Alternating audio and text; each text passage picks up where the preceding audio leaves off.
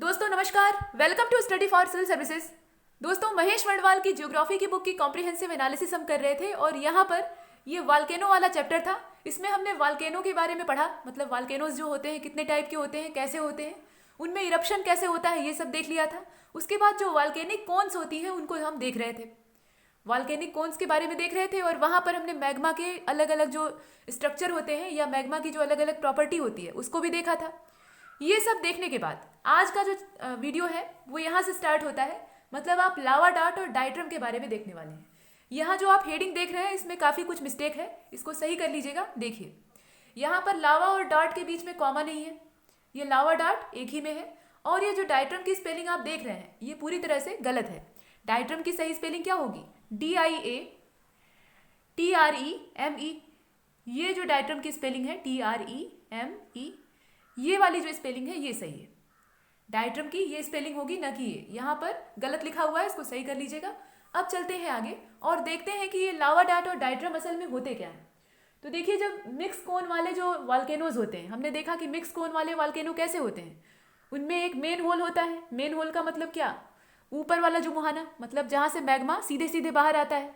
उसके अलावा ज़्यादा प्रेशर क्रिएट होने पर उसकी सतह पर और भी बहुत सारे ऐसे ही माउथ क्रिएट हो जाते हैं, मतलब मुहाने बन जाते हैं जहाँ से कि मैग्मा बाहर निकलने लगता है। मतलब एक मुख्य ज्वालामुखी जो शंकु होता है, कोन होता है, उसमें अनेकों छोटे छोटे जो कोन्स होते हैं उनका फॉर्मेशन होने लगता है। ऐसा क्यों होता है? मान लीजिए एक मुख्य जो वाल्केनिक कोन है वो यहाँ पर ऐसे है। अब इसमें अंदर बहुत ज़्यादा प्रेशर क्रिएट हो रहा है और इसकी वजह से ऊपर से जो मैग्मा निकल रहा है उतना सफिशिएंट नहीं है। तो मैग्मा अपना और रास्ता तलाशेगा, मतलब सिर्फ यहीं से निकलने की बजाय और भी स्थानों को जहाँ से चट्टान की ऊपरी परत कमज़ोर होगी उसको तोड़कर ये बाहर आना चाहेगा। और ऐसी ही कोशिश में जगह जगह छेद बनेंगे जिससे कि ये मैग्मा बाहर रिसने लगेगा या बाहर उद्गार इसका होने लगेगा। और ऐसा जब मैग्मा का इरप्शन होगा तो जिस प्रकार से यहाँ पर अवसादों का जमाव हो रहा था, मतलब अंदर वाला मटेरियल बाहर आकर सूख कर जम रहा था, वैसे ही जहाँ जहाँ इसमें होल बने हुए हैं, इस वाल्केनिक मतलब जो वाल है उसमें जगह जगह जितने भी होल्स बने हुए हैं उनके चारों ओर भी इसी प्रकार के अपशिष्ट पदार्थ जो वेस्ट मटेरियल है वो जमा होने लगेगा। इस प्रकार से एक कोन के आसपास या एक कोन के ऊपर अनेकों कोन अपने आप बन जाएंगे। अनेकों कोन्स जो है उनका फॉर्मेशन यहाँ अपने आप हो जाएगा। कारण वही है कि मैग्मा जहाँ से भी निकलेगा वहाँ से और भी चीज़ें बाहर आएंगी, मतलब राख बाहर आएगी, चट्टानों के टुकड़े बाहर आएंगे, तो ये सूख कर उसी स्थान पर जमना शुरू हो जाएंगे। तो एक कोन के साथ जुड़ी हुई अनेकों कोन यहाँ पर क्रिएट होंगी, ये चीज़ है। और इसी प्रकार का जो इस प्रकार की कोन वाला जो वाल्केनो होता है उसे हम मिक्स कोन वाला वाल्केनो कहते हैं। अब इसमें लगातार इरप्शन तो होगा नहीं, ऐसा तो है नहीं कि ये लगातार आग उगल रहा है या जल रहा है। इसमें कभी कभी जो प्रोसेस है वो शांत होगा, ज़मीन के अंदर का जो प्रेशर है वो जब कम होगा तो ये अपने आप ठंडा पड़ जाएगा। और यही वजह है कि ये जो मिक्स कोन वाले वाल्केनो हैं ये शांत हो जाते हैं। और जब शांत हो जाते हैं तो इनकी जो नलिकाएं होती हैं, इनकी जो ट्यूब्स होती हैं, लावा ट्यूब जिनको आप कहते हैं। लावा ट्यूब का मतलब क्या? जहाँ से मैग्मा नीचे से ऊपर आता है। असल में जो वाल्केनिक कोन होते हैं उनके नीचे, मतलब जो क्रस्ट होती है उसके अंदर वाले हिस्से में नीचे लावा चैम्बर होता है और यहाँ से लावा ऊपर आने के लिए अपना रास्ता ढूंढता है। तो जिस रास्ते से वो ऊपर आता है, जगह बनाते हुए जिस रास्ते से वो ऊपर चढ़ता है उस रास्ते को हम लोग लावा ट्यूब कहते हैं। तो अंदर होता है लावा चैम्बर और उससे जुड़ी होती है लावा ट्यूब, और यही लावा ट्यूब ऊपर आकर जो माउथ होता है इसका वाल्केनो का वहाँ पर अटैच हो जाती है और वहाँ से लावा बाहर निकलता है। तो ये जो लावा ट्यूब्स होती हैं इनमें वो लावा जम जाता है, मतलब लावा का जमाव होने लगता है। जो मैग्मा है वो इकट्ठा होकर यहाँ पे सॉलिडिफाइड होने लगता है, उसमें जमने की प्रक्रिया होती है और ये बहुत तेज प्रोसेस होता है। तो आप सोचिए कि कोई मैग्मा इतनी जल्दी क्यों जमेगा। तो आपने पीछे देखा है कि मैग्मा की दो तरह की प्रॉपर्टी होती है, एक मैग्मा जो है वो एसिडिक होता है और दूसरा मैग्मा जो है वो बेसिक होता है। तो जो एसिडिक मैग्मा होता है उसमें सिलिकेट का अमाउंट ज़्यादा होता है, सिलिकेट बहुत ज़्यादा मात्रा में पाया जाता है और इस वजह से वो बहुत ज़्यादा स्टिकी होता है, चिपचिपा होता है और उसमें विस्कोसिटी भी बहुत ज़्यादा होती है। और यही कारण है कि वो ज़्यादा दूर तक बहता नहीं है और जिस स्थान तक फैलता है बहुत कम एरिया में वो अपना पूरा स्प्रेडिंग करता है और उतनी ही दूर में वो जल्दी ही जम जाता है। कोई भी चीज़ अगर गाढ़ी होगी, मतलब उसमें गाढ़ापन ज़्यादा होगा, विस्कोसिटी उसकी ज़्यादा होगी, तो वो आसानी से सॉलिडिफाइड हो जाएगी। तो इस प्रकार की कंडीशन होती है। यहाँ पर जो मैग्मा बाहर आता है वो एसिडिक प्रॉपर्टी का होता है, इसी वजह से उसमें सिलिकेट का अमाउंट ज़्यादा होता है और ये जितनी भी लावा ट्यूब्स होती हैं उनमें डिपॉजिट होने लगता है, जमा होने लगता है और वहीं पर उसका सॉलिडिफिकेशन होने लगता है। और इस प्रकार से ये जो ट्यूब्स हैं ये पूरी पूरी फुलफिल हो जाती हैं, भर जाती हैं। मैग्मा जब इनमें इकट्ठा होकर जमना शुरू होगा तो ये ट्यूब्स क्या होंगी? भरनी शुरू हो जाएंगी। इनमें पूरा भरने का प्रोसेस होगा। और यह जो संरचना बनती है, इस प्रकार का जो स्ट्रक्चर बनता है, इसी को हम लोग कहते हैं ज्वालामुखी ग्रीवा। ग्रीवा का मतलब क्या होता है? ग्रीवा संस्कृत भाषा का शब्द है। इसको आप हिंदी में कहते हैं गर्दन और इंग्लिश में कहते हैं नेक।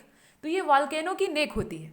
अब वॉल्केनो की नेक होती है या नहीं, लेकिन साइंटिस्ट ऐसा कहते हैं, मतलब जो जियोलॉजिस्ट हैं उनका ऐसा मानना है कि ये वॉल्केनिक नेक होती है। तो ये जो ज्वालामुखी ग्रीवा है, ये कैसे बनती है, ये प्रोसेस समझ में आया? यहाँ नीचे लावा चैम्बर से जो लावा ट्यूब कनेक्टेड होती है, उनमें जाकर ये एसिडिक प्रॉपर्टी वाला जो मैग्मा है ये डिपॉजिट होने लगता है, और इनके सूख कर जमने से ये जो स्थान है ये पूरा का पूरा भर जाता है, और इस प्रकार से बनती है वॉल्केनिक नेक। ये तो बात हुई वॉल्केनिक नेक की। और एक जो नेक होती है, मतलब एक एवरेज नेक जो होती है, वॉल्केनिक नेक की बात हो रही है, वह 200 फीट तक की ऊंचाई तक की हो सकती है। मतलब 200 फीट से ज़्यादा ही ऊंचाई होती है, इससे कम नहीं होती। और इस तरह का अगर आप एग्जाम्पल देखना चाहेंगे तो संयुक्त राज्य अमेरिका में आपको अनेकों एग्जाम्पल दिखेंगे। जैसे न्यू मैक्सिको वाला जो पार्ट है, वहाँ पे माउंट टेलर जो है वो, वहाँ पे वॉल्केनिक नेक के अच्छे खासे एग्जाम्पल दिखाई देते हैं। इसके अलावा ये जो वॉल्केनिक नेक होती है, इसकी हाइट तो आपने देख ली कि ये 200 फीट से लेकर और ज़्यादा हाइट वाली हो सकती है, लेकिन इसका डायामीटर भी काफ़ी अच्छा खासा होता है। ये ऐसा नहीं है कि जो ट्यूब्स हैं तो ये पतली पतली होंगी। ट्यूब का मतलब आप ये मत सोचिएगा कि इसका जो अंदर का क्षेत्रफल है या अंदर का जो डायामीटर है वो बहुत कम होगा। ये वॉल्केनिक ट्यूब है तो उसी अमाउंट में इनका साइज़ भी अच्छा खासा होगा। और ये जो डायामीटर है ये बहुत अच्छी रेंज का होता है, मतलब 1000 से लेकर 2000 फीट तक का हो सकता है। यहाँ पर जो डायामीटर है वो क्या है? एक डिस्टेंस ही है, और डिस्टेंस को नापने के लिए जो मीज़र करने के लिए हम लोग यूनिट यहाँ यूज़ कर रहे हैं वो फीट है। तो यहाँ 1000 से लेकर 2000 फीट तक की इनकी जो पूरी चौड़ाई है, मतलब इनका जो पूरा डायामीटर है वो हो सकता है। और इनका जो स्ट्रक्चर है वो सिलेंड्रिकल होता है। तो सिलेंड्रिकल तो होगा ही। जो ट्यूब होती है, या मान लीजिए कोई पाइप का टुकड़ा है, तो उसको आप अगर काट कर देखेंगे, जैसे मान लीजिए पाइप का लंबा सा जो रबर वाला पाइप होता है जिससे कि आप सिंचाई करते हैं या कहीं भी पानी पहुंचाने का काम करते हैं, तो उसके आप बीच से एक टुकड़ा काट लीजिए तो आप देखेंगे कि एक सिलेंड्रिकल स्ट्रक्चर आपके सामने होगा। सिलेंडर कैसा होता है? ऊपर और नीचे सर्कुलर उसमें बेस होता है, और बीच का जो स्ट्रक्चर है उसमें ऐसे इस प्रकार की संरचना होती है। तो ये जो सिलेंड्रिकल स्ट्रक्चर है वो इस वॉल्केनिक नेक में पाया जाता है। ब्लैक हिल्स और डेविल टावर इसके अच्छे खासे उदाहरण हैं। ब्लैक हिल्स और डेविल टावर, यहाँ पर इस प्रकार की जो वॉल्केनिक नेक्स हैं ये दिखाई देती हैं। और इसमें आप समझ लीजिए कि जैसे बोतल को आप बंद करते हैं, कोई भी शीशे की बोतल है या कोई भी है, उसको बंद करने के लिए ऊपर से जैसे कार्क का यूज़ किया जाता है। कार्क का मतलब समझ रहे हैं? मान लीजिए ये बोतल है और इसका जो मुंह है उसको आप बंद करना चाहते हैं, तो इसमें आप एक डॉट या कार्क ऐसे डाल दीजिए। वैसे तो ढक्कन भी आते हैं, लेकिन यहाँ ढक्कन की बात नहीं की जा रही है, यहाँ डॉट की बात की जा रही है। तो आपने एक कार्क इसके अंदर घुसा दिया, अब इसका मुंह बंद हो जाता है। अब मुंह बंद होने का मतलब क्या है? अंदर की चीज़ बाहर नहीं आएगी। ये डॉट अगर कसा हुआ है तो आप बाटल को अगर उल्टा भी कर देंगे तो इसका असर क्या होगा? कुछ नहीं होगा। अंदर का जो भी लिक्विड मटेरियल है, बॉटल में आप क्या स्टोर करते हैं? लिक्विड वाली चीज़ें ही स्टोर करते हैं, तो वो लिक्विड बाहर नहीं आ पाएगा, ऐसा आप जानते हैं। आपने लेबोरेटरीज में इस प्रकार के जो बॉटल्स हैं उनको देखा होगा, उसमें कार्क लगा होता है, चाहे लकड़ी का हो या रबर का हो, कभी कभी कांच का भी होता है। तो उससे जो अंदर वाला द्रव्य है वो बाहर नहीं आता। इस प्रकार का जो ये स्ट्रक्चर है, ऐसा ही कुछ इस ट्यूब में बन जाता है। मतलब ये जो वॉल्केनिक ट्यूब होती है इसमें भी कुछ इसी तरह की संरचना बनती है। इसमें मैग्मा यही डॉट का काम करता है। ये जो मैग्मा होता है ये इसके मुहाने पर जम जाता है, और अंदर वाला जो लावा चैम्बर से निकला हुआ गीला लावा है, मतलब लिक्विडफाइड अवस्था में या लिक्विड स्टेट में जो लावा है वो बाहर नहीं निकल पाता। मतलब ये एक बॉटल लाइक स्ट्रक्चर बन जाता है, और अंदर वाला मैग्मा इसलिए बाहर नहीं आ पाता क्योंकि मुंह पर ये डॉट लगी होती है, और ये डॉट किस चीज़ की होती है? उसी एसिडिक मैग्मा की होती है। तो इसी को हम कहते हैं लावा डॉट। ये लावा से बनती है इसलिए इसको कहते हैं लावा डॉट। ये जो कार्क का ढक्कन होता है इसको आप क्या कहते हैं? डॉट ही तो बोलते हैं। तो वैसे ही यहाँ पर उस डॉट का काम वो रबर की और लकड़ी की नहीं होती, बल्कि यहाँ लावे से उसी प्रकार की डॉट बन जाती है, जो कि मैग्मा को अंदर से बाहर नहीं आने देती। इस प्रकार की संरचना होती है। और कभी कभी क्या होता है, ये तो आपने जो लावा डॉट वाला कॉन्सेप्ट था उसको समझा। इसके बाद कभी कभी ये होता है कि जो ज्वालामुखी की नलिका होती है, यानी जो ट्यूब होती है, और उसका मुंह, मतलब जहाँ मुहाना होता है, वह ब्रेसिया से भर जाता है। उसका जो मुहाना है वो भर जाता है किस चीज़ से? ब्रेसिया से। और इस प्रकार की जो आकृति होती है उसको डायट्रम कहते हैं। तो यहाँ पर लावा डॉट और डायट्रम में कुछ खास अंतर नहीं है। लावा डॉट उसी का छोटा रूप है और डायट्रम उसी का बड़ा रूप है। और संयुक्त राज्य अमेरिका में यानी यूएसए में न्यू मैक्सिको का जो शिपराक है वो इसका बेहतरीन एग्जाम्पल है। न्यू मैक्सिको का जो शिपराक वाला हिस्सा है वहाँ पर आपको डायट्रम अच्छे खासे दिखाई पड़ेंगे। इस प्रकार की चीज़ें हैं और इसमें मुख्य बात यही है, मतलब मेन कॉन्सेप्ट यही है कि लावा के निकलने का मार्ग जो है वो अवरुद्ध हो जाता है। और ऐसा होता कैसे है? लावा खुद ही जमकर ये काम करता है, मतलब जो मैग्मा होता है उसी में सॉलिडिफिकेशन होता है और वो जगह को या उस स्थान को रोक लेता है, रास्ता रोक कर खड़ा हो जाता है और अंदर वाला जो लिक्विड स्टेट वाला मैग्मा है वो बाहर नहीं निकल पाता। इस प्रकार की जो संरचना होती है, अगर ये बड़े पैमाने पर हो रही है, बड़े साइज में हो रही है, तो ये डायट्रम कहलाएगी, और अगर छोटे अमाउंट में हो रही है या छोटे स्ट्रक्चर में हो रही है तो इसी को लावा डॉट कहेंगे। यही चीज़ है। तो आइए इसे रिटन फॉर्मेट में देख लेते हैं। यहाँ जो आप पैराग्राफ देख रहे हैं वही चीज़ें इसमें कही गई हैं। These type of surface structure are formed when magma of the volcano has extra silicate in it. इस प्रकार का जो स्ट्रक्चर है, और ये स्ट्रक्चर कैसा है? ये सरफेस स्ट्रक्चर है। तो यह तब फार्म होता है, मतलब इसका फार्मेशन तब होता है जब वॉल्केनो का जो मैग्मा होता है, वॉल्केनो के अंदर मैग्मा है, ये तो आप जानते ही हैं, उसके अंदर बहुत ज़्यादा सिलिकेट हो। मैग्मा दो तरह की प्रॉपर्टी वाला होता है, एक तो एसिडिक होता है, दूसरा बेसिक होता है। तो जो एसिडिक मैग्मा होता है उसमें सिलिकेट का अमाउंट ज़्यादा होता है, ये आप जानते हैं, और इसी वजह से वो गाढ़ा और चिपचिपा होता है, आसानी से जम जाता है। कोई भी चीज़, कोई भी लिक्विड अगर ज़्यादा गाढ़ा होगा तो उसे जमने में ज़्यादा टाइम नहीं लगेगा। वही चीज़ यहाँ भी होती है। तो ये जो मैग्मा है इसे जमने की सुविधा होती है। क्यों? क्योंकि ये ज़्यादा सिलिकेट वाला होता है, इसका मतलब है इसकी विस्कोसिटी अधिक होती है। और इन दैट कंडीशन, इस तरह की अवस्था में strong strip of solid magma, मतलब एक मजबूत जो पट्टी है, किस चीज़ की? सॉलिड मैग्मा की, मतलब जो ठोस अवस्था में बन चुका मैग्मा है, जिसका सॉलिडिफिकेशन हो चुका है, वह डिपॉजिट होने लगती है। अब इसका डिपोजिशन कहाँ पर होता है? ये डिफरेंट डेप्थ में जमा होने लगती है, जो वेंट फनल होती है उसके, मतलब जो लावा ट्यूब होती है या जो वेंट फनल होती है उसके अलग अलग लेयर्स में या अलग अलग डेप्थ में इसका जमाव होने लगता है। मतलब ये बीच में बाधा बनने लगती है, रुकावट क्रिएट करने लगती है, ये चीज़ है। एंड क्रेटर, और क्रेटर में भी इसका जमाव होने लगता है, मतलब जहाँ जहाँ से लावा निकलने की संभावना थी उन उन मुहानों को ये बंद कर देती है, उसको पैक कर देती है या सील कर देती है। When the volcano vent funnel is completely closed by the solidification of magma, जब वॉल्केनो वेंट फनेल जो है वो कम्प्लीटली क्लोज कर दी जाती है, यानी पूरी तरह से बंद कर दी जाती है, किसके द्वारा? इस मैग्मा के सॉलिडिफिकेशन के द्वारा। ये जो मैग्मा है चिपचिपा वाला, गाढ़ा वाला, ये वहाँ जाके सॉलिड हो जाता है, मतलब जम जाता है, और इस प्रकार से उसका मुंह पूरी तरह से क्लोज हो जाता है। ऐसी कंडीशन जब होती है तो इस प्रकार की संरचना बनती है। और यहाँ पर आप देख रहे हैं कि वॉल्केनो प्लग या मैग्मा डॉट एंड जो नेक मैग्मा है आर टुगेदर कॉल्ड डायट्रम। यहाँ पर जितनी भी इस तरह की संरचनाएं बनती हैं, मतलब वॉल्केनो प्लग हो, माफ़ कीजिएगा यहाँ पे थोड़ी स्लाइड जो है वो डिसबैलेंस हो गई।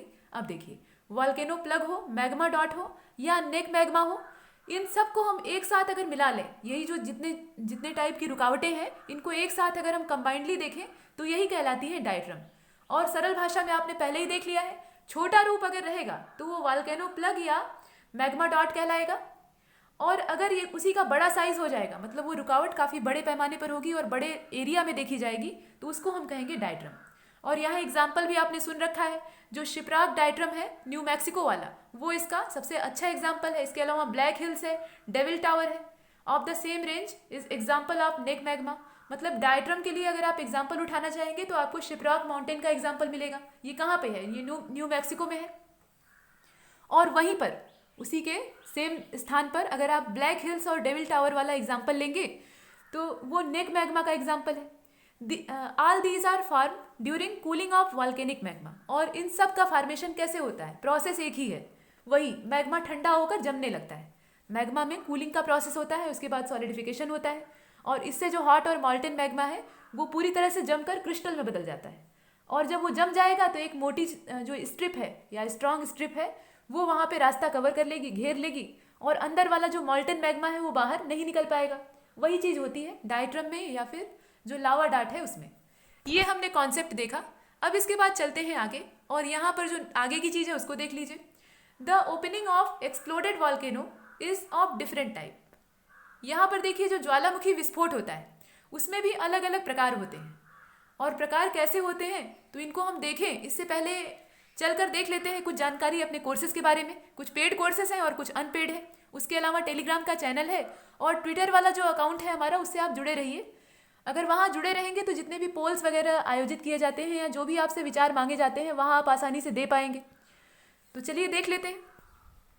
दोस्तों, हमारे पेड कोर्सेज अलग अलग सिविल सेवा परीक्षाओं के लिए संचालित हो रहे हैं, जिसमें यूपीपीएससी, एमपीपीएससी और बीपीएससी द्वारा कंडक्ट होने वाले एग्जाम्स हैं।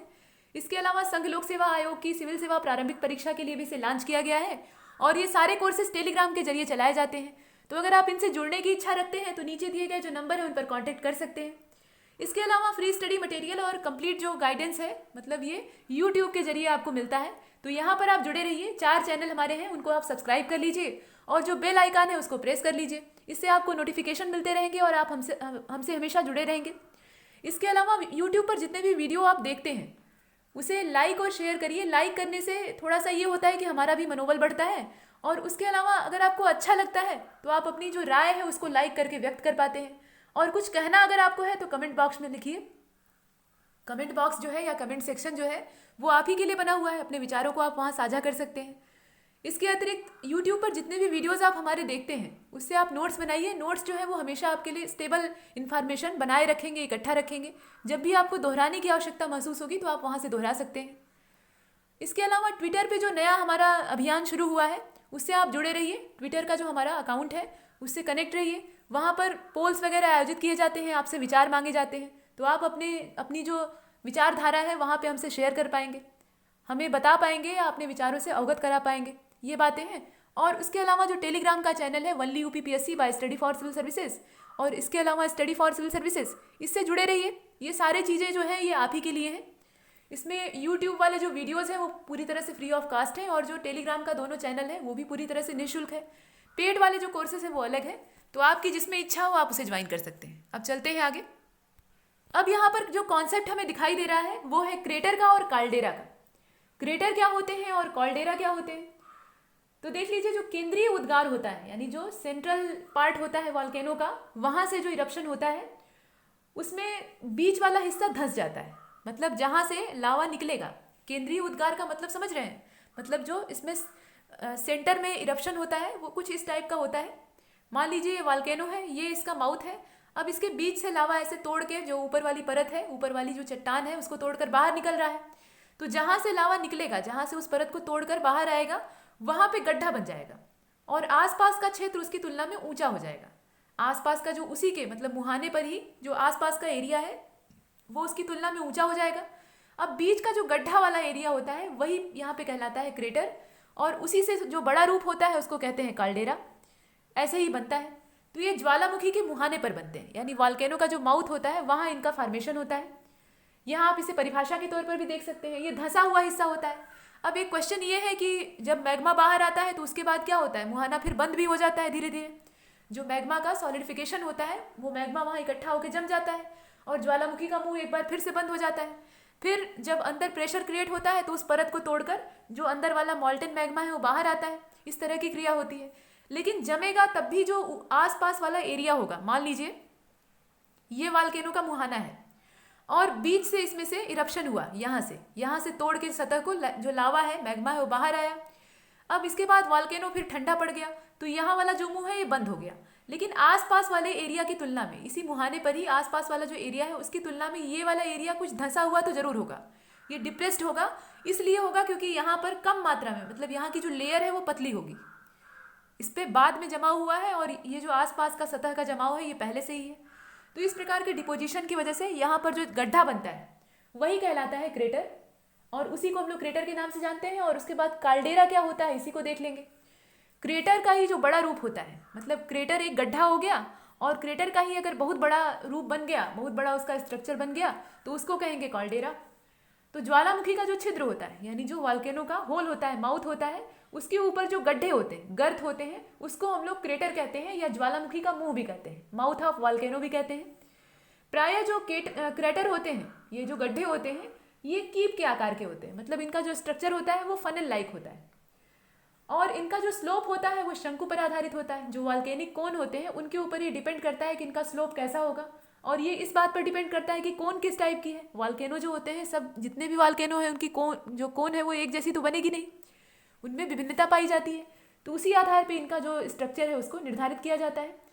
और जैसे सिंडर शंकु है, जो सिंडर कोन है या ऐश कोन के बारे में हमने देखा था सबसे पहले, तो वहाँ पर जो स्लोप होता है वो 25 से लेकर 30 डिग्री के आसपास होता है। जो स्लोप का स्ट्रक्चर होता है वो कैसा होता है, 25 से लेकर 30 डिग्री के आसपास होता है।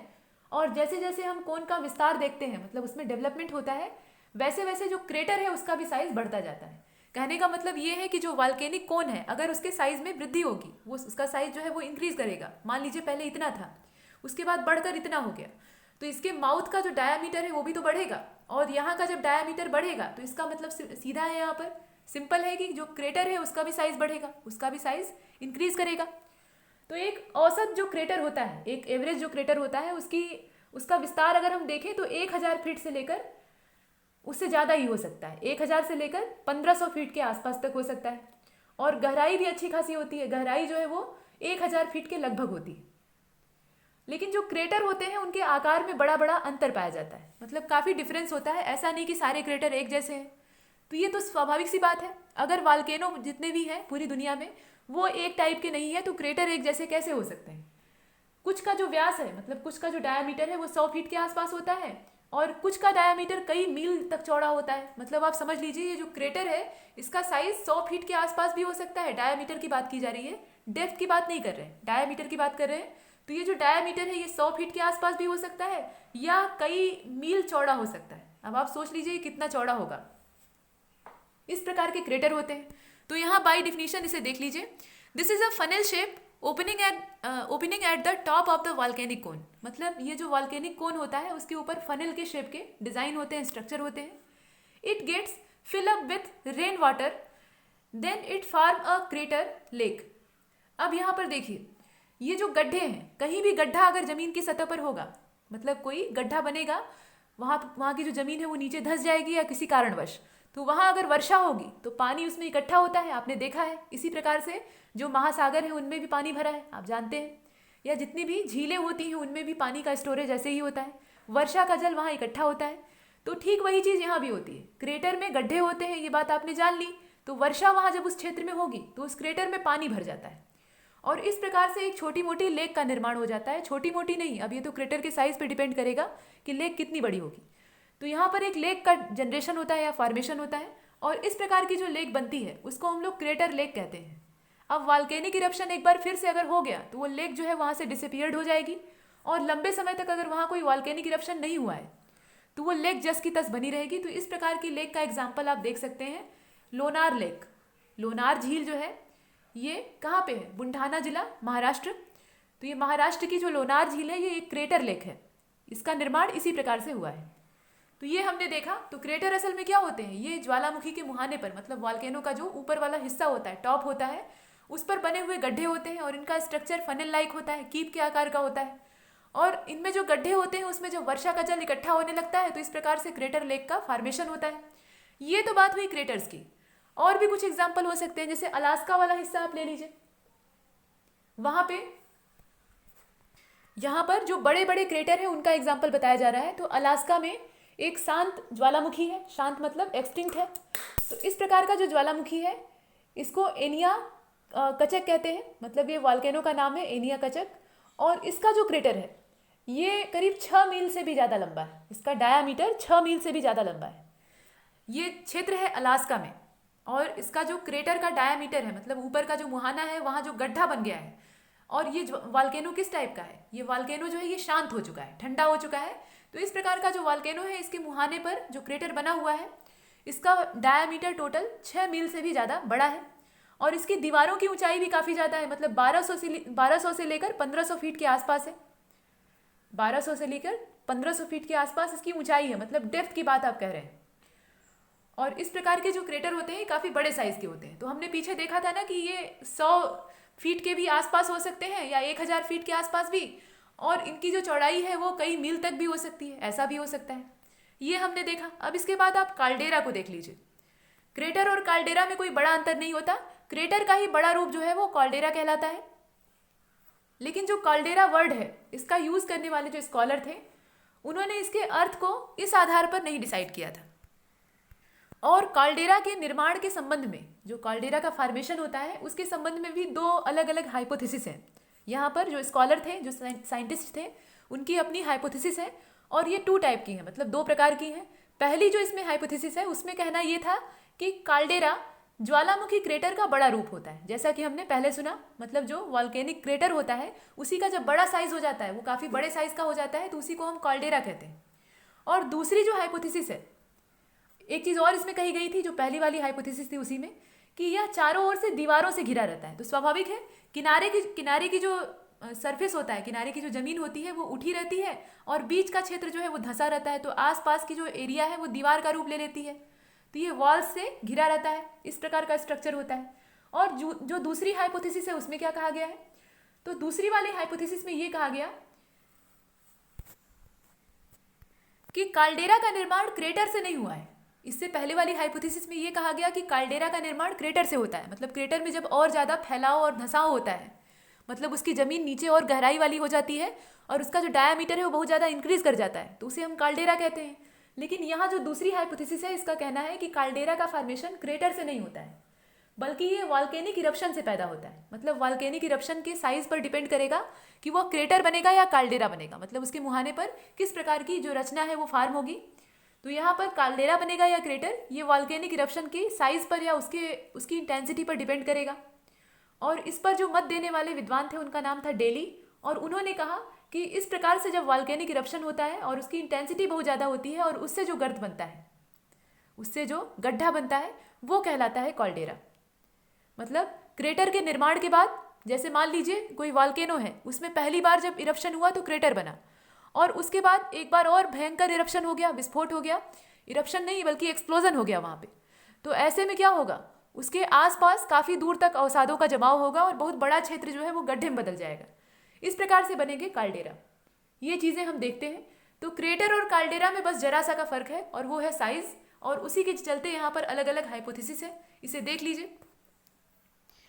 This is widened form of crater form due to subsidence of the crater और expansion of volcanic mouth और vent due to successive eruption। यहाँ भी वही बात कही गई है कि ये बड़ा रूप है क्रेटर का ही। मतलब या तो क्रेटर के अंदर और ज़्यादा सब्सिडेंस होता है, अर्थात धंसाव होता है, या फिर जो वॉल्केनिक माउथ है, जो ज्वालामुखी का मुंह है, उसमें एक्सपेंशन होता है, फैलाव होता है, तब भी ऐसा होता है। या फिर सक्सेसिव इरप्शन होते हैं, मतलब लगातार एक के बाद एक ज्वालामुखी उद्गार होते रहते हैं, इरप्शन होते रहते हैं, तो इससे भी जो काल्डेरा है उसका फॉर्मेशन होता है। और एग्जाम्पल के तौर पे यहाँ पे जापान का है आशो क्रेटर, इसके अलावा यूएसए में क्रेटर लेक है, काल्डेरा ऑफ हवाई आइलैंड, जो हवाई आइलैंड का काल्डेरा है वो इसका सबसे बढ़िया उदाहरण है, ये हमने देखा। और संयुक्त राज्य अमेरिका में जो ओरेगन प्रांत है, ओरेगन प्रोविंस है, वहाँ पे क्रेटर लेक काल्डेरा जो पाया जाता है वो काफ़ी लंबा चौड़ा है। अब उसकी लंबाई चौड़ाई का आप अंदाज़ा इस बात से लगा सकते हैं कि उसकी जो तलहटी है, उसका जो बेसमेंट है, वहाँ तक का अगर हम डायामीटर नापे तो वो करीब 6 मील है। मतलब अंदर वाली गहराई का जो डायामीटर है उसको अगर हम नापते हैं तो वो 6 मील के आसपास आता है, और जो दीवारों की ऊंचाई है उसकी 4000 फीट से भी ज़्यादा है। इस प्रकार का ये बड़े साइज का काल्डेरा है, और इसी वजह से इसको सुपर काल्डेरा के नाम से जानते हैं। मतलब इस प्रकार के जो काल्डेरा होते हैं, सिर्फ यही अकेला सुपर काल्डेरा नहीं है, और भी हैं, लेकिन इस प्रकार के जो बहुत बड़े बृहत आकार के काल्डेरा होते हैं उनको सुपर काल्डेरा के नाम से जानते हैं।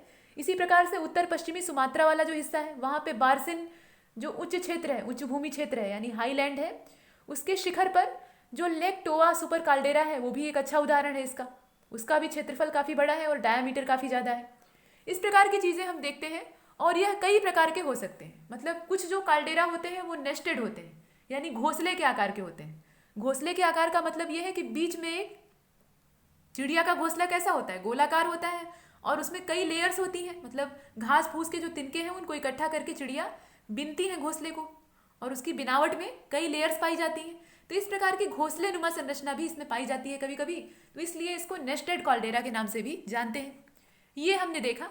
तो क्रेटर और काल्डेरा में कोई खास अंतर नहीं था। हालांकि काल्डेरा के संबंध में दो अलग अलग तरह की हाइपोथेसिस है, लेकिन दोनों का जो मूल अर्थ है वो एक ही है। दोनों अलग अलग भले ही कही गई हैं, लेकिन दोनों का जो अर्थ निकाला जाता है, मतलब ओवरऑल कंक्लूजन, वो एक जैसा है। तो यहाँ यही पता लगता है कि क्रेटर जब बहुत बड़ा रूप धारण कर लेते हैं या वॉल्केनो में बार बार इरप्शन होता है तो काल्डेरा का फॉर्मेशन होता है। यहाँ तक हमने इन दोनों को देखा। अब इसके बाद जो अगली चीज़ है उसको देख लीजिए। यह है वर्ल्ड डिस्ट्रीब्यूशन ऑफ वॉल्केनोज। पूरी दुनिया में, पूरे विश्व में वॉल्केनोज का डिस्ट्रीब्यूशन किस प्रकार का है, कहाँ पर कितना है, और कहाँ पे बहुत खतरनाक वाले वॉल्केनो पाए जाते हैं, कहाँ पर शांत वॉल्केनो है, ये सब हम देखने वाले हैं। तो आइए शुरू करते हैं इसे। इस हेडिंग के अंतर्गत आप देख सकते हैं expansion of volcanic fields based on, यहाँ पर जो एक्सपेंशन है किस चीज़ का, वॉल्केनिक फील्ड का, वह किस चीज़ पर बेस्ड होता है, तो यह प्लेट टेक्टोनिक पर बेस्ड होता है। प्लेट टेक्टोनिक थ्योरी के बारे में हमने देखा था, और हमने देखा था कि जब दो प्लेटें एक दूसरे की ओर संचलन करती हैं, मतलब उनमें जो इंटरेक्शन है वो एक दूसरे की डायरेक्शन में होता है, तो वो आपस में एक स्थान पर आकर टकराती हैं, और जब टकराती हैं तो इस प्रकार से वहाँ पर उथल पुथल मचती है। और ऐसे भी जो वॉल्केनो है उनका फॉर्मेशन होता है, मतलब दो प्लेटों के बीच में अगर किसी भी प्रकार का इंटरेक्शन हो रहा है तो वो क्षेत्र कभी भी स्टेबल नहीं होगा, वो एरिया स्टेबिलिटी वाला नहीं होगा। और यही वजह है कि वहाँ पे वॉल्केनिक इरप्शन, अर्थक्वेक या इस प्रकार की जो घटनाएं हैं वो होंगी। और वही चीज़ हम यहाँ देख रहे हैं कि बेस्ड ऑन टेक्टोनिक थ्योरी या प्लेट टेक्टोनिक्स, मतलब ये जो वॉल्केनिक फॉर्मेशन है या वॉल्केनिक इरप्शन है या इनका जो पूरा वर्ल्ड वाइड एक्सपेंशन है, इसको हम लोग किस आधार पर निर्धारित करते हैं, तो यहाँ पर प्लेट टेक्टोनिक थ्योरी का नाम हम सबसे पहले लेते हैं। Is currently the most valid concept, और यही वर्तमान में सबसे ज़्यादा वैलिड कॉन्सेप्ट के तौर पर देखा जाता है। Accordingly 80% of the volcanoes are located in destructive plate boundaries. अब करीब 80% जो वॉल्केनोज हैं पूरी दुनिया में, वो जो डिस्ट्रक्टिव प्लेट बाउंड्रीज हैं उन्हीं पर जनरेट होते हैं या उनका फॉर्मेशन होता है। और जो डिस्ट्रक्टिव प्लेट बाउंड्रीज होती हैं वो किस प्रकार की होती हैं, दो प्लेटें जब एक दूसरे की ओर मूव करती हैं, मतलब उनमें जो इंटरेक्शन होता है वो एक दूसरे की डायरेक्शन में होता है, तो दोनों आकर एक स्थान पर कोलाइड करेंगी, और जब कोलाइजन यहाँ पर होगा तो यहाँ पर फॉल्ट क्रिएट होंगे और यहीं पर वॉल्केनिक इरप्शन हो सकता है। इसमें वॉल्केनिक इरप्शन देखिए, जब एक दूसरे से दूर मूव करती हैं तब भी यही होता है, और एक दूसरे की ओर आती हैं तब भी ये हो सकता है। एक दूसरे से दूर मूव करेंगी मतलब मूवमेंट जो है वो एक दूसरे की अपोजिट डायरेक्शन में होगा। हमने कॉन्स्ट्रक्टिव प्लेट बाउंड्रीज को देखा था इससे पहले, तो वहाँ पर बीच में एक फॉल्ट क्रिएट होगा, बीच में दरार आएगी क्योंकि यहाँ जो टेंशनल फोर्स है वो अप्लाई होगा, और बीच में जो दरार आएगी उससे मैग्मा बाहर निकलकर ऊपर की क्रस्ट पर जमने लगेगा। तो यह भी एक प्रकार का इरप्शन ही है। लेकिन ज़्यादातर जो वॉल्केनिक इरप्शन होता है वो दो प्लेटों के एक दिशा में, मतलब एक डायरेक्शन में मूवमेंट की वजह से होता है। और इस प्रकार की जो प्लेटें होती हैं और इनसे बनने वाली जो बाउंड्रीज होती हैं उनको हम डिस्ट्रक्टिव प्लेट और डिस्ट्रक्टिव प्लेट बाउंड्रीज कहते हैं। मतलब ये जो प्लेटें होती हैं इन्हें विनाशी प्लेट कहा जाता है, यानी डिस्ट्रक्टिव प्लेट कहा जाता है, और ये जो बाउंड्रीज होती हैं इनको हम डिस्ट्रक्टिव प्लेट बाउंड्रीज कहते हैं। और करीब 80% जो वॉल्केनोज हैं पूरे वर्ल्ड वाइड वो इन्हीं पर पाए जाते हैं, इन्हीं पर लोकेटेड होते हैं। इतना हमने देखा। इसके बाद 15% इज कंस्ट्रक्टिव प्लेट, मतलब यहाँ पे 15% जो वॉल्केनो होते हैं वो कंस्ट्रक्टिव प्लेटों में होते हैं, उनका फॉर्मेशन कंस्ट्रक्टिव प्लेटों में होता है। अब कंस्ट्रक्टिव प्लेटें कैसी होती हैं, वो एक दूसरे के अपोजिट डायरेक्शन में संचलन करती हैं, उसमें जो इंटरेक्शन होता है वो कैसा होता है, एक दूसरे से दूर भागने वाला होता है। और इस वजह से अब यहाँ पर जो काम करने वाला फोर्स होता है वो कौन सा है, टेंशनल फोर्स है, तनाव बल है। किसी भी चीज़ को आप खींचेंगे, मतलब एक दूसरे से दूर ले जाने का प्रयास करेंगे, तो बीच में टेंशन क्रिएट होगा, और जो टेंशन क्रिएट होगा उससे बीच में फॉल्ट बनेगा, और फॉल्ट बनेगा तो यहाँ से मैग्मा बाहर आएगा, और मैग्मा बाहर आएगा तो इसी को आप इरप्शन कहते हैं, आप जानते ही हैं। तो इस प्रकार का फोर्स यहाँ पर लगता है। और 15% जो वॉल्केनो होते हैं उनका फॉर्मेशन कंस्ट्रक्टिव प्लेट बाउंड्रीज पर होता है, and the rest are located in interior of the plain. और कुछ ऐसे भी होते हैं, अभी तो आपने 80% और 15% को ही देखा है, तो 80 और 15% मिलाकर कितना हुआ, जो दोनों को जोड़ लीजिए ये हो जाएगा 95%। तो 95% वॉल्केनोज की बात तो हमने कर ली, लेकिन अभी भी जो 5% वाला पार्ट बचा हुआ है उसका क्या, जो 5% वॉल्केनोज होते हैं उनका फॉर्मेशन कैसे होता है, वो कहाँ पर बनते हैं, तो वो जो प्लेन होता है या जो प्लेट होती हैं, जो टेक्टोनिक प्लेट्स होती हैं उनके इंटीरियर पार्ट में जनरेट होते हैं, उनका फॉर्मेशन होता है। उसके पीछे कारण कुछ और होता है। तो ज़्यादातर जो वॉल्केनोज होते हैं वो डिस्ट्रक्टिव प्लेट बाउंड्रीज पर जनरेट होते हैं, उसमें से कुछ जो रिमेनिंग पार्ट होता है वो कंस्ट्रक्टिव प्लेट बाउंड्रीज पर बनता है, और उसके बाद भी जो थोड़ा बहुत बच जाता है, बचा खुचा, वो टेक्टोनिक प्लेट के अंदर वाले हिस्से में, मतलब जो इंटीरियर पार्ट होता है उसमें इनका ओरिजिन होता है। ऐसे यहाँ पर वर्ल्ड वाइड जो डिस्ट्रीब्यूशन है वॉल्केनोज का उसे हम देखते हैं। अब सबसे पहले आप देख लीजिए जो सरकम पैसिफिक बेल्ट है उसके बारे में। हमने इससे पहले परिप्रशांत पेटी के बारे में देखा था, और हमने देखा कि सबसे ज़्यादा जो वॉल्केनिक एक्टिविटी है वो यहीं पर होती है।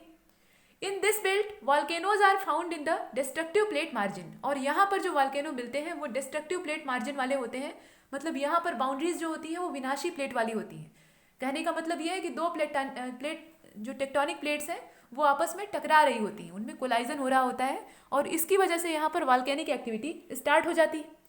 2/3 ऑफ द वर्ल्ड्स वॉल्केनोज, मतलब पूरी दुनिया के जो 2/3 यानी 2/3 वॉल्केनोज हैं वो अकेले इसी कोस्टल रीजन में, मतलब are found in the coastal region of Pacific Ocean. ये जो प्रशांत महासागर वाला क्षेत्र है इसके कोस्टल रीजन में पूरी दुनिया के 2/3 वॉल्केनोज पाए जाते हैं। ये आपने देखा। और सिर्फ पैसिफिक ओशियन का जो कोस्टल एरिया है वही नहीं, उसके अलावा जितने भी आइलैंड पैसिफिक ओशियन में फैले हुए हैं, मतलब जितने भी द्वीप हैं, छोटे छोटे बहुत सारे द्वीप हैं, तो वहाँ भी इस प्रकार की जो वॉल्केनिक स्ट्रक्चर है या एक्टिविटी है वो होती रहती है। और यही कारण है कि ये जो पैसिफिक बेल्ट है, मतलब सरकम पैसिफिक बेल्ट है, इसको हम लोग रिंग ऑफ पैसिफिक या ring of fire of the Pacific कहते हैं। ये फायर रिंग है। फायर रिंग क्यों है? क्योंकि यहाँ पर हमेशा आग उगलने वाले जो ज्वालामुखी हैं वो अपना काम करते रहते हैं। कभी कोई वॉल्केनो जो है उसमें इरप्शन हो रहा है और कभी किसी और वॉल्केनो में इरप्शन हो रहा है, मतलब यहाँ पर इरप्शन का प्रोसेस लगातार ही होता रहता है। और इसके पीछे रीज़न यही है कि ये जो पूरा एरिया है ये डिस्ट्रक्टिव प्लेट मार्जिन में आता है और यहाँ पर वॉल्केनिक एक्टिविटी बहुत ज़्यादा होती है। आपने देखा है कि 80% जो वॉल्केनिक एक्टिविटी होती है उसमें डिस्ट्रक्टिव प्लेट मार्जिन का ही योगदान होता है। और ये जो सरकम पैसिफिक बेल्ट है यहाँ पर इस प्रकार का मार्जिन क्रिएट होता है और इस मार्जिन के बनने की वजह से यहाँ पर अनेक वॉल्केनिक जो आइलैंड है वो पाए जाते हैं। और जो इसके कोस्टल एरिया वाले देश हैं उसमें भी इस प्रकार की वॉल्केनिक एक्टिविटी जो है वो दिखती है। इसे हमने देखा। अब इसके बाद और भी कुछ चीज़ें हैं, जैसे कि मिड कॉन्टिनेंटल बेल्ट है। इन बेल्टों के बारे में हम पहले देख चुके हैं। हमने पैसिफिक वाली बेल्ट को भी देखा है, जो मिड कॉन्टिनेंटल बेल्ट थी उसको भी देखा है, और जो मिड अटलांटिक बेल्ट थी उसको भी देखा है। लेकिन यहाँ पर हम वॉल्केनोज के कॉन्सेप्ट में इसको देख रहे हैं, उसी के अकॉर्डिंग इसको देखेंगे।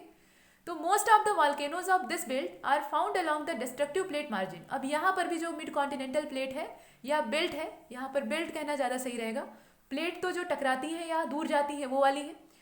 अब यहाँ पर जो वॉल्केनिक एक्टिविटी होती है, मतलब मिड कॉन्टिनेंटल बेल्ट में मध्य महाद्वीपीय जो पेटी है, इसमें जितनी भी ज्वालामुखी क्रियाएं होती हैं यानी वॉल्केनिक एक्टिविटीज़ होती हैं वो डिस्ट्रक्टिव प्लेट मार्जिन की वजह से होती है। मतलब यहाँ भी वही चीज़ होती है, दो प्लेटें एक दूसरे के पास आ रही होती हैं, एक दूसरे की दिशा में उनमें इंटरेक्शन हो रहा होता है और इस वजह से उनमें कोलाइजन होता है, वो इंटरेक्ट करती हैं और उसके बाद एक प्लेट नीचे दब जाती है और दूसरी प्लेट ऊपर चढ़ जाती है। ये आपने देखा ही था। मतलब कहने का क्या तात्पर्य है, जिसकी डेंसिटी लो रहेगी वो ऊपर चढ़ जाएगी और जिसकी डेंसिटी हाई रहेगी वो नीचे दब जाएगी। जो नीचे दबने वाली प्लेट है, यहाँ पर वॉल्केनो क्यों बनते हैं ये जान लीजिए। ये आपने पहले भी देखा है, यहाँ एक बार रिवीजन के तौर पे देख लीजिए। दो प्लेटें जब एक दूसरे के ऊपर इंटरेक्ट करती हैं और उसमें एक जो है वो नीचे छेपित हो जाती है, दब जाती है। कौन दबेगी? जिसकी डेंसिटी ज़्यादा होगी। तो ज़्यादा डेंसिटी वाली नीचे दब गई और जो लो डेंसिटी वाली प्लेट थी वो ऊपर चढ़ गई। ऐसे में जो हाई डेंसिटी वाली प्लेट है उसमें पिघलने का प्रोसेस होने लगेगा, मतलब मेल्टिंग होने लगेगी। ऐसा क्यों होगा? क्योंकि यहाँ प्रेशर और टेम्परेचर नीचे बहुत ज़्यादा है। अर्थ की क्रस्ट के नीचे जैसे जैसे हम नीचे की ओर बढ़ते हैं, मतलब कोर की ओर अपना मूवमेंट करते हैं, वैसे वैसे गर्मी बढ़ती जाती है, टेम्परेचर इंक्रीज होता है।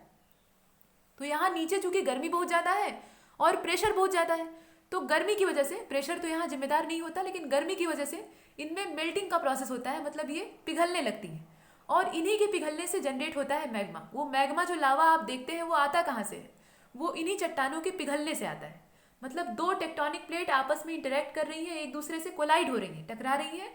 टकराने के बाद जो भारी वाली प्लेट है, मतलब जिसकी डेंसिटी ज़्यादा है, वो नीचे की ओर दब जा रही है और जो हल्की वाली प्लेट है वो ऊपर चढ़ जा रही है। अब जो नीचे दबने वाली प्लेट है वही पिघल जा रही है और उसके पिघलने से जो लिक्विड मटेरियल वहाँ पर इकट्ठा हो रहा है वो लावा चैम्बर के रूप में वहाँ कलेक्ट हो रहा है और उसी का जब प्रेशर बहुत ज़्यादा हो जाता है, उसके अंदर इतना ज़्यादा प्रेशर हो जाता है कि वो अंदर नहीं रह सकता, टिक कर नहीं रह सकता, तो वो क्रस्ट के ऊपरी सरफेस को तोड़कर बाहर निकल आता है, इरप्शन होने लगता है और इस प्रकार से बनते हैं वॉल्केनोज। ये फार्मेशन है टोटल। तो यहाँ पे भी वही होता है। मिड कॉन्टिनेंटल जो बेल्ट है इसमें डिस्ट्रक्टिव प्लेट मार्जिन पर ही जितने भी वॉल्केनोज हैं, मैक्सिमम जो वॉल्केनोज हैं वो पाए जाते हैं due to collision of Eurasian plate with African and Indian plate. और यहाँ पर कोलाइजन किस प्रकार का होता है? हमने ये तो देख लिया कि दो टेक्टोनिक प्लेट आपस में कोलाइड करती हैं, लेकिन कौन कौन सी? तो यहाँ पर जो यूरेशियन प्लेट है और जो अफ्रीकन और इंडियन प्लेट है इनका आपस में कोलाइजन होता है। एक जो है वो यूरेशियन प्लेट है, एक जो है वो अफ्रीकन प्लेट है और दूसरी जो है वो इंडियन प्लेट है। मतलब तीन प्लेटें आपस में कोलाइड कर रही हैं, उनमें कोलाइजन हो रहा है और उसके बाद इस तरह का जो प्रोसेस है, मतलब वॉल्केनिक एक्टिविटी यहाँ स्टार्ट हो जाती है। ये हमने देखा। अब इसके बाद जो तीसरा वाला है उसको देख लीजिए, mid Atlantic belt. Mid Atlantic belt में क्या होता है, यहाँ पर किस तरह का मार्जिन बनता है या किस प्रकार से वॉल्केनोज जनरेट होते हैं? तो देख लीजिए, volcanoes of this belt are found along the constructive plate margin. अभी तक हमने जो डिस्ट्रक्टिव प्लेट मार्जिन थी उसको देखा था। अब यहाँ पर जो हम देखने वाले हैं मिड अटलांटिक बेल्ट में, ये कंस्ट्रक्टिव प्लेट मार्जिन है। मतलब यहाँ पर एक दूसरे से प्लेटों के दूर जाने की क्रिया हो रही है। आपने देखा था कि टेक्टोनिक प्लेट एक दूसरे से दूर इंटरेक्ट कर रही है, उनमें जो संचलन हो रहा है, मूवमेंट हो रहा है, वो एक दूसरे की अपोजिट डायरेक्शन में हो रहा है और बीच में गैप बन रहा है। पहले तो टेंशन क्रिएट हो रहा है, उसके बाद बीच में एक फाल्ट बन जाता है, दरार बन जाती है। और जब दरार बनती है तो अंदर का जो मॉल्टेन मैग्मा है वो ऊपर आकर फैलने लगता है। इस प्रकार से नई क्रस्ट का फॉर्मेशन होता है। यही हमने देखा था, उसी प्रोसेस को यहाँ रिवाइज कर दिया गया है, देख लीजिए। तो कंस्ट्रक्टिव प्लेट मार्जिन में इस प्रकार के जो वॉल्केनो है, मतलब मिड अटलांटिक बेल्ट वाले जितने भी वॉल्केनो हैं वो पाए जाते हैं। When the plates diverse from each other, यहाँ जो प्लेटें हैं वो एक दूसरे से डाइवर्ज करती हैं। और इसके बाद क्या होता है, fissures are form which of the, जब इस प्रकार का प्लेटों में इंटरेक्शन होता है तो जो फिशर्स हैं वो बनते हैं और इसके अलावा इनका फॉर्मेशन होता है। और उसके बाद क्या होता है, जो पेरिडोटाइट या जो बेसाल्टिक मैग्मा है, मतलब बेसाल्टिक मैग्मा या लावा है, पिघला हुआ मैग्मा है, वो बाहर आने लगता है। वही चीज़ है, मतलब अर्थ के ऊपर की क्रस्ट में फाल्ट बनने लगते हैं, दरारें आ जाती हैं, तनाव उत्पन्न होता है, यहाँ टेंशनल फोर्स काम करता है और इसकी वजह से जो बेसाल्टिक मैग्मा है वो कम्स आउट, यानी बाहर की ओर निकलने लगता है। Due to cooling and solidification of this magma, अब ये जो मैग्मा है ये ठंडा होता है, बाहर निकलेगा तो आसानी से ठंडा होगा और इसमें सॉलिड होने का जो प्रोसेस है वो स्टार्ट हो जाएगा, ये जमने लगेगा, ऐसा होता है। और इस प्रकार से new crust is continuously form along the fissures. अब ये जो दरारें हैं, इसके ऊपर जो दरार होती है उसके ऊपर एक नई क्रस्ट का फॉर्मेशन हो जाता है, मतलब चारों ओर मैग्मा फैलकर सूख कर जमता है, इससे एक नई क्रस्ट, एक नई परत बन जाती है। लावा नियर्स द फिशर्स और mid oceanic ridge are the latest and they get older as one move away from the ridge। इस प्रकार का फॉर्मेशन यहाँ पर होता है, मतलब लावा के बारे में कहा गया है। और एग्जाम्पल के तौर पे अगर आप देखना चाहेंगे तो हेकला है, अ लेक ऑफ आइलैंड, माफ कीजिएगा आइसलैंड। यहाँ पे हेकला क्या है, ये आइसलैंड की एक लेक है और इसका फॉर्मेशन कैसे हुआ है, इसी प्रकार से हुआ है। कहने का मतलब ये है कि बीच में एक फाल्ट बना, एक फिशर्स बना और वहां से जो मॉल्टेन मैग्मा है वो बाहर निकलने लगा। अब जहाँ से मैग्मा निकल रहा है वो एरिया अपेक्षाकृत नीचे डिप्रेस्ड होगा, यानी धंसा हुआ होगा और आसपास की जो तलहटी है या आसपास की का जो सरफेस है वो ऊंचा होने लगेगा। अब आप जानते हैं कि जब दोनों ओर की जमीन ऊंची होने लगती है, मतलब मैग्मा के जमने से वहाँ नई क्रस्ट क्रिएट हो जाती है, तो बीच वाला जो क्षेत्र है वो गड्ढा हो जाता है, मतलब गहरा वहाँ हो जाता है और ऐसे एरिया में पानी इकट्ठा होता है और इस प्रकार से जो लेक बनती है उसके बारे में यहाँ दिया हुआ है। ये हेकला क्या है, ये एक प्रकार की लेक है, झील है, जिसका फॉर्मेशन आइसलैंड में हुआ है और वो ऐसे ही बनी हुई है। तो ये मिड अटलांटिक बेल्ट की बात कही जा रही है। यहाँ पर जो वॉल्केनिक एक्टिविटीज़ होती हैं, मतलब मैग्मा का बाहर निकलना, इसका मतलब क्या है, वॉल्केनिक एक्टिविटीज़ का होना। तो ये जो मैग्मा बाहर आता है इसके पीछे वही रीज़न होता है कि दोनों प्लेटें एक दूसरे से दूर इंटरेक्ट कर रही होती हैं और इस प्रकार के जो मार्जिन होते हैं उन्हें हम कंस्ट्रक्टिव प्लेट मार्जिन के नाम से जानते हैं। यहाँ तक हमने जो बेल्ट थी उन्हें देखा, पहले पैसिफिक वाले को देखा, उसके बाद जो मिड कॉन्टिनेंटल थी उसको देखा और इसके बाद मिड अटलांटिक को देखा। इसके बाद जो अगली हेडिंग है, नेक्स्ट है, वो है इंट्राप्लेट वॉल्केनोज। इंट्राप्लेट वॉल्केनोज किस प्रकार के होते हैं इनके बारे में देख लेते हैं। तो the process of vulcanisation is also observe in the inner parts of the continents. मतलब जो कॉन्टिनेंट्स होते हैं या जो महाद्वीप होते हैं, ये कह लीजिए जो टेक्टोनिक प्लेट्स होती हैं, उनके इनर पार्ट में भी कभी कभी वॉल्केनिक एक्टिविटीज़ होती हैं, ऐसा होता है। या फिर जो ओशियनिक प्लेट होती है उसमें भी ऐसा होता है, मतलब जो कॉन्टिनेंटल प्लेट होती है या जो ओशियनिक प्लेट होती है, दोनों में ही वॉल्केनिक एक्टिविटीज़ हो सकती हैं। ऐसा नहीं कि सिर्फ कॉन्टिनेंटल प्लेट में ही होगी। अगर कोई भी टेक्टोनिक प्लेट है उसमें किसी भी तरह का फॉल्ट बन रहा है तो वहाँ पर अर्थक्वेक आ सकता है और आएगा, पक्की बात है। उसके अलावा वहाँ पर वॉल्केनिक एक्टिविटीज़ भी होंगी ही होंगी, ये आप जानते हैं।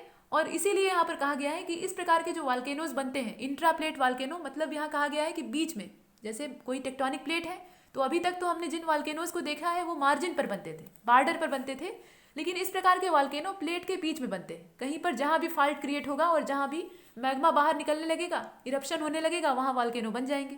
इस प्रकार का फॉर्मेशन होता है। इसमें जो प्लेट यूज की जा रही है वो कॉन्टिनेंटल भी हो सकती है और ओशियनिक भी हो सकती है।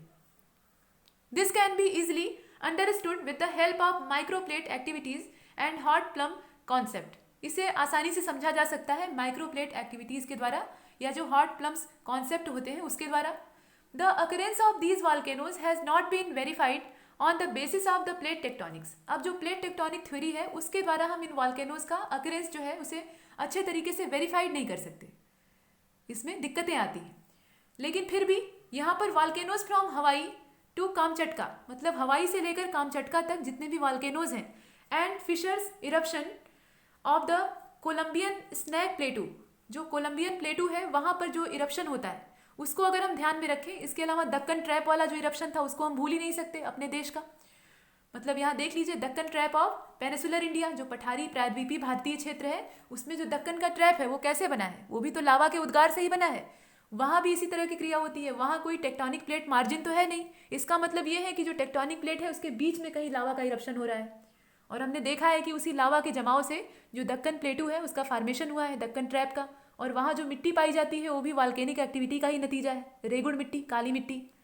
तो वो सब यहाँ पर इसका एग्जाम्पल है, बेहतरीन एग्जाम्पल है। इसके अलावा जो पराना प्लेटू है ब्राज़ील का, इसके अलावा पराग्वे का है, ये सब प्लेटू हैं, पठार हैं, साउथ अफ्रीका के भी कुछ प्लेटू हैं, ये सब included in this type of volcanoes. यहाँ पर जो इरप्शन हुआ था या यहाँ जो वॉल्केनिक एक्टिविटी या वॉल्केनोज पाए जाते हैं वो सब इसी टाइप के वॉल्केनो में देखे जाते हैं। मतलब इस टाइप के वॉल्केनो में उन्हें कैटेगराइज किया जाता है, जिन्हें कि हम कहते हैं इंट्राप्लेट वॉल्केनोज। ये इंट्राप्लेट क्यों है?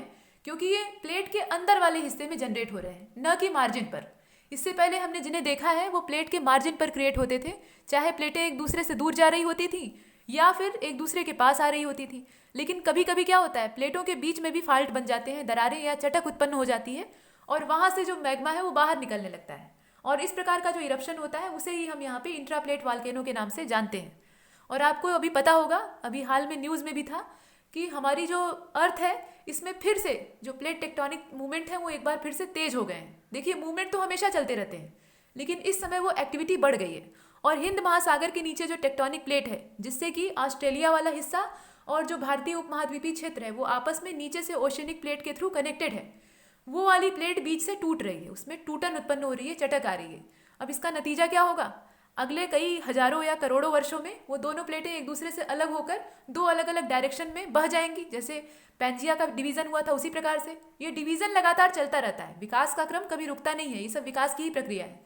तत्काल में इससे क्या होता है? डिस्ट्रक्शन होता है, मतलब विनाश होता है, लेकिन ये जो डिस्ट्रक्शन होता है ये स्थायी नहीं होता। बाद में इससे जो नया फॉर्मेशन है, नया ओरिजिन है, वो यहाँ से क्रिएट होता है। फिलहाल जो हिंद महासागर के नीचे ओशनिक प्लेट है उसमें क्रैक उत्पन्न हो रहे हैं, या ये कह लीजिए डिवीजन हो रहा है, सेपरेशन हो रहा है। अभी ये बहुत हल्का है, इसलिए जो साइंटिस्ट है उनका ध्यान इधर गया नहीं था, लेकिन इधर लगातार जो हलचलें या मूवमेंट्स महसूस किए जा रहे हैं हिंद महासागर के अंदर से, उससे ये जानने की इच्छा लोगों के मन में हुई कि ऐसा क्यों हो रहा है। जहाँ पहले से फाल्ट बने हुए थे, जिन फाल्ट के जरिए सुनामी लहरें सुमात्रा को प्रभावित की थी या आसपास आती थी, तो उन फाल्ट से ये मूवमेंट नहीं दिखाई दे रहे थे। मतलब इसका ये है कि कहीं नई जगह पे फाल्ट बन रहा है, कहीं नई फाल्ट का निर्माण हो रहा है, और वहाँ से जो मतलब अर्थक्वेक की एक्टिविटी है या वॉल्केनिक एक्टिविटी है वो वहाँ से सक्रिय हो रही है। तो यही चीज़ यहाँ महसूस की गई और पता लगा, सही बात यही थी कि हिंद महासागर के नीचे की जो ओशनिक प्लेट है उसमें डिवीज़न हो रहा है। ये नई नई मतलब लेटेस्ट करंट अफेयर की न्यूज़ है, अभी इसे पूरी तरह से वेरीफाइड नहीं किया गया है, लेकिन लोग ऐसा मान रहे हैं। और ये डिवीज़न जो है ये निकट भविष्य में, दूरगामी तो इसका परिणाम यही होगा कि दो प्लेटें अलग अलग बढ़ जाएंगी, ऐसा डिवीज़न कोई नई बात तो है नहीं। लेकिन तत्कालिक परिणाम क्या होगा? भयंकर सुनामी आ सकती है, इससे सुनामी लहरों और जो भूकंप की मात्रा है वो बहुत ज़्यादा बढ़ सकती है।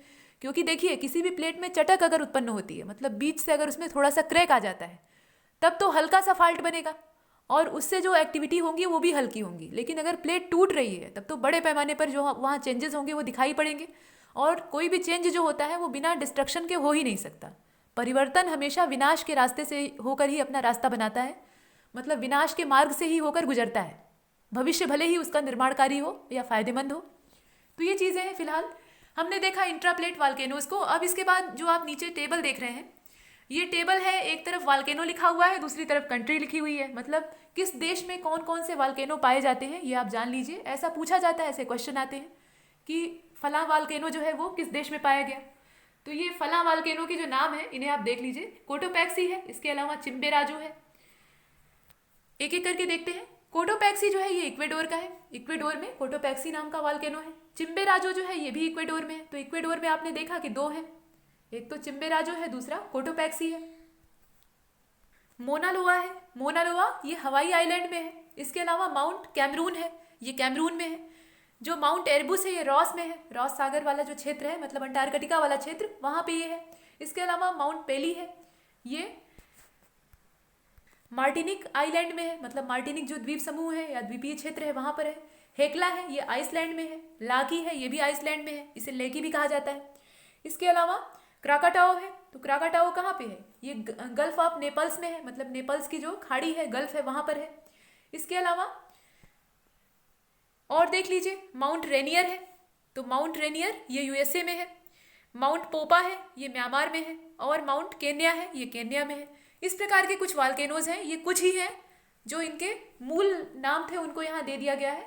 वैसे बहुत सारे हैं, इनकी संख्या काफ़ी ज़्यादा है, तो सबको यहाँ देना संभव नहीं था, इसलिए कुछ वाल्केनो और उनसे जुड़ी हुई जो कंट्रीज़ थी उन्हें दिखाया गया है। ये आप यहाँ देख सकते हैं। इसके साथ ही ये चैप्टर यहीं फिनिश होता है। अब इसके बाद जो चैप्टर नंबर 10 है उसका नाम है continents and the major peninsula. जो महाद्वीप हैं उनके बारे में हम देखेंगे और जो मेजर पेनिसुला हैं उनको भी हम यहाँ पे स्टडी करेंगे। लेकिन इस वीडियो लेक्चर में इतना ही। यहाँ तक हमने वॉल्केनिक एक्टिविटी और वॉल्केनोज के बारे में देखा, और वॉल्केनिक कोन कैसे बनते हैं, या वॉल्केनिक इरप्शन कैसे होता है, कहाँ कहाँ पर कौन कौन से वॉल्केनो पाए जाते हैं, किस प्लेट मार्जिन पर किस प्रकार के वॉल्केनो का फॉर्मेशन होता है, और कौन सी बेल्ट किस मार्जिन के अंतर्गत आती है, ये सब हम देख चुके हैं। अब जो चैप्टर नंबर 10 है इसमें हम दो चीज़ों के बारे में डिस्कस करेंगे, एक तो कॉन्टिनेंट्स के बारे में और दूसरा जो मेजर पेनिसुला है उनके बारे में हम देखने वाले हैं। लेकिन यह सब होगा अगले वीडियो लेक्चर में। तब तक के लिए नमस्कार।